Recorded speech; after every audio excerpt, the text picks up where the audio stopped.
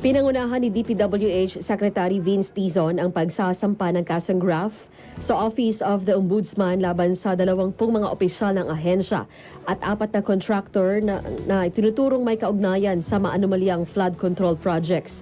Kabilang sa mga sinampahan ng kaso ang St. Timothy Construction Corporation na kinakatawan ni Sara Diskaya, dating DPWH District Engineer Henry Alcantara at dating Bulacan 1st District Assistant Engineers Hernandez at JP Mendoza at ilan pang respondents. Kinasuhan rin ang mga contractor ng SYMS Construction Trading na kinatawa ni Sally Santos, Wawa Builders na kinakatawa ni Mark Alan Arevalo at IM Construction Corporation na kinakatawa ni Robert Imperio. Ayon kay Dizon, ang pagsampa ng kasong malversation through falsification of public documents, paglabag sa Anti-Graft and Corrupt Practices Act at paglabag sa Government Procurement Act laban sa mga respondents ay may kaugnayan sa 5 maanumalyang project sa Bulacan. Tiniyak rin ni Dizon na simula pa lamang ito at marami pa silang taong pananagutin.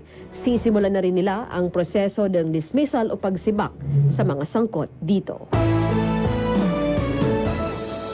Binigang linaw ngayon ng legal team ni dating Pangulong Duterte ang dahilan nila ng paghili ng adjourned proceedings na kinakaharap nitong war on drugs sa International Criminal Court.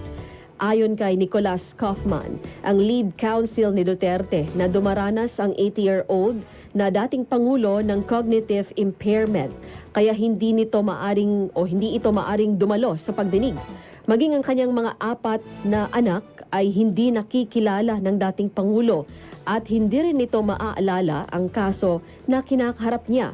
Dahil dito, naniniwala sila na hindi nag-i-improve ang kalusugan ng dating Pangulo, kaya hiniling nila sa pre-trial chamber na dapat ay i-adjourn ang lahat ng mga legal proceedings sa kaso nito indefinitely. Nagsumite rin sila ng extensive medical information ng dating Pangulo sa ICC.